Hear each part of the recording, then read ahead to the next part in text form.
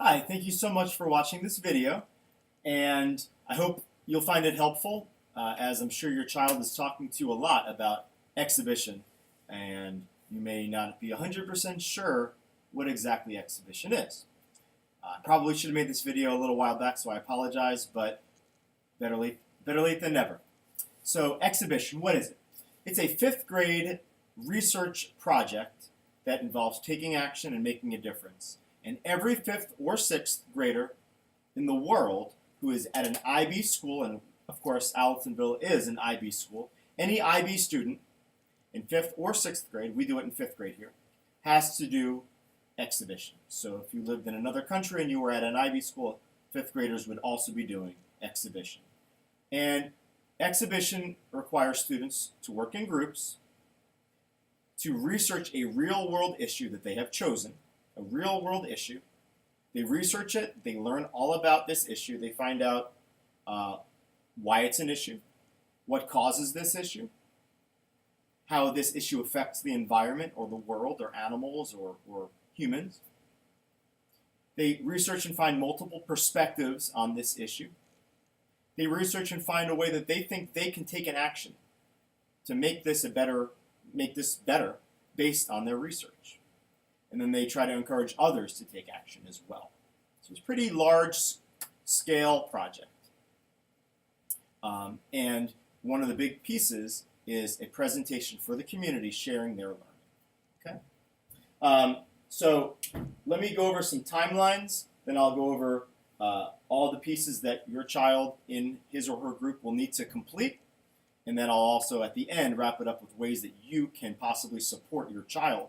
Although, quite honestly, this project is done almost entirely at school. First, let's talk about the timeline. I'm coming over here. We really started this pretty hard.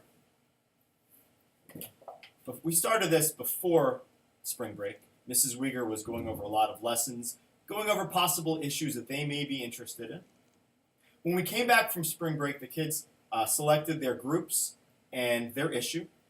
That first week that we came back, I did a lot of guided lessons showing them how to research on a website, how to take notes on Google Docs, on Google Keep, which is another tool I taught them how to use, and I actually took some grades on reading, researching, and submitting information. Then we had about 3 weeks of research time. The kids worked in groups, and they were just on a mission of fact-finding, learning as much as they could. We call that finding out. And so your child should have a very, very lengthy sheet of notes on Google Docs. Some of them collaborated, some of them did it separately, but you should ask when you get a chance for your child to show you their notes, and they should be able to show them and have their sources cited. This week, we really focused on sorting through that information. We call it sorting out. Basically, what that means is going through all your notes and now categorizing it. The next 2 weeks, next week and the week after, are going to be the biggest 2 weeks for exhibition. Here are the things that they're going to need to do in the next 2 weeks. So they have all this information. Now they have to figure out how are they going to take action to make this issue better. They shouldn't just make something up.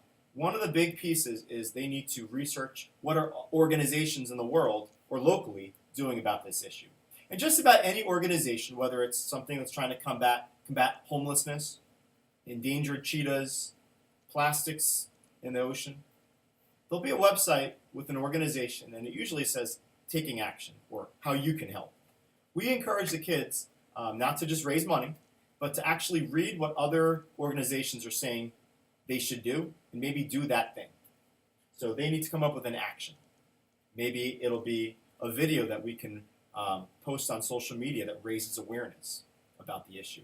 That's a great action. Maybe they'll write to a congressman or a congresswoman or a state senator asking them to do something. That's taking action. There's a lot of different ways you can take action. We'll come back to that in a second. So one thing that the kids will be doing this week and next week and the week after is figuring out what their action is and creating it. They're going to also figure out a creative product. Maybe it's a trifold. An example from previous years. This is last year. I just randomly selected one. This group wanted to save the endangered elephant.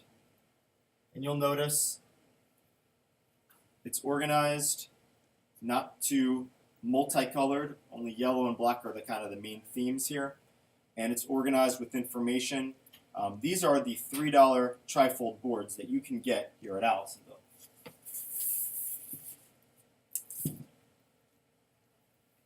So a board is a type of product, but kids could be very creative. You could do anything. You could do anything for a product as long as it has all the requirements, which I'll go over with you soon. So the kids will be creating their action, creating their product, whether it's their trifold or something else. They'll be planning out their presentation. Every child in their group is going to have a chance to speak and share their information.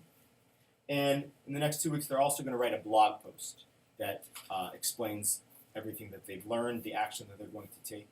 And blogs are really useful for this issue, for this project, because instead of just writing a paper, if you write a blog, it can be read all over the world, and you can truly raise awareness about your issue. Blogs are real. People all over the world can comment on their writing, and they can truly impact the world. The project is due May 18th. Exhibition day is May 22nd, and you'll be invited, along with the community, to come in and see all the different projects.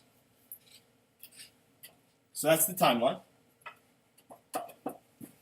Again, it's a research project.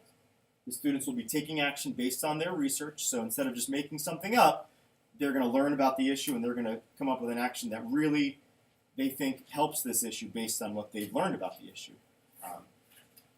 We talked about a presentation. It's an oral. I'll be listening to their loud and clear voice.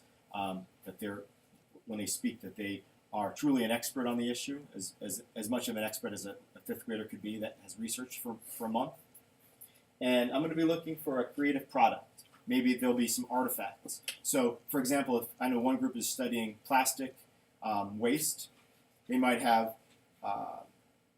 so an example, in years past, a student who studied plastic waste made products. This is a Van Halen record, and she turned it into a bowl. I use it for collecting push pins. She had a lot of artifacts just like that on the table that she could share with the community. So anytime you have multiple artifacts, I think it makes your presentation better.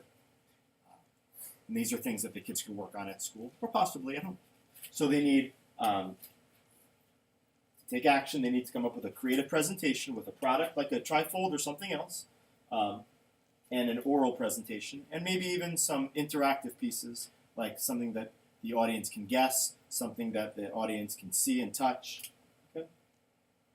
I mentioned that every student's going to write a blog post that we'll share on social media. And in the blog post, as also in the presentation, the students need to have general information.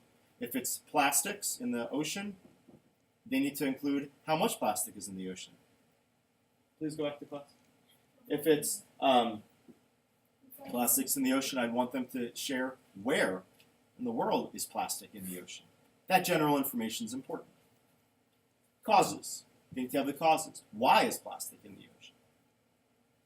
They need to have effects. If it's the blog post, it should be a paragraph. Otherwise, it might be a piece on your board. Effects. How does it affect the environment when plastic is in the ocean? How does it affect the animals? How does it affect... You get the idea, right? Another section on the board or on the blog post will be perspectives. What do other people think about this issue? The animal testing group has met with someone via Skype who is trying to save the animals in laboratories, as well as a scientist who tests on animals. It's good to hear multiple perspectives on an issue. They need to write about and discuss multiple perspectives. They don't always have to be two different sides. For example, a group that's doing girls' education, there are multiple organizations trying to get girls in school around the world. They're going to talk about what different organizations think about this issue. They don't always have to be different, differing as far as like one is pro and one is con. You just have to, what do other people think? And they want to talk about what different people think about an issue. So Girl Rising is doing this. Malala is doing this. Those are multiple perspectives. Also, on their blog post, as well as in their board or their product, they need to explain what their action is. Instead of saying, I'm going to do this, they should say, this is what I did. If it's a board, they should have a photograph of what they did. If they raised, if they collected cans of food, they should have a photo of the cans of food that they collected. If they are making a video, they could take a screenshot or QR code, which I'll teach them how to do, and put that right on their board of their video.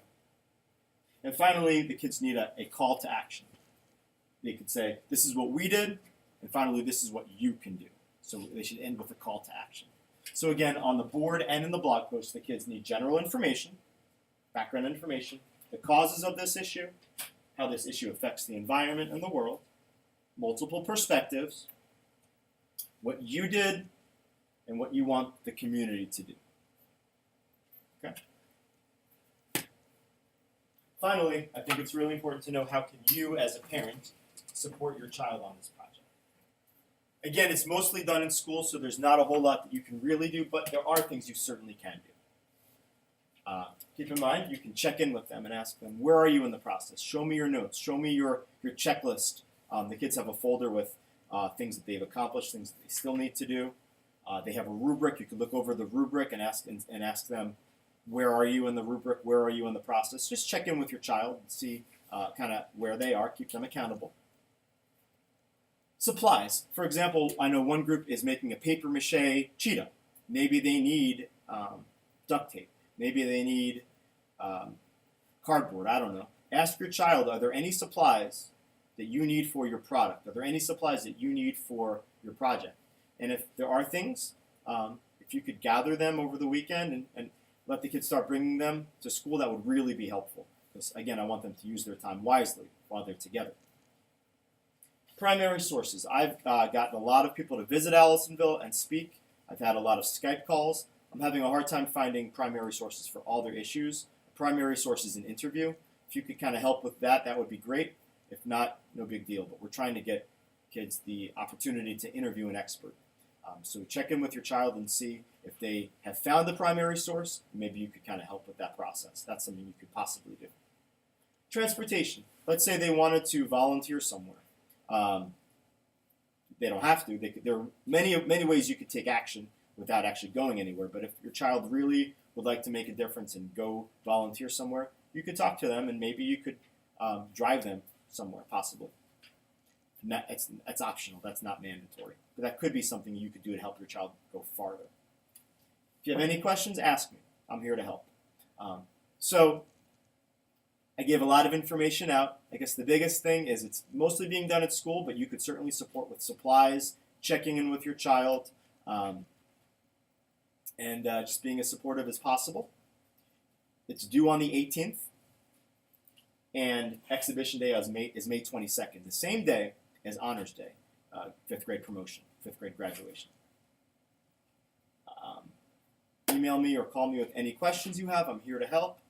And one other thing is, while it is a group project, kids do get individual grades based on their effort, based on their contributions. When they're speaking, I'm going to be listening to hear, are they truly an expert on their topic, on their issue? And so just keep that in mind as well. And please ask me if you have any questions. I'm here to help. And thank you for your time.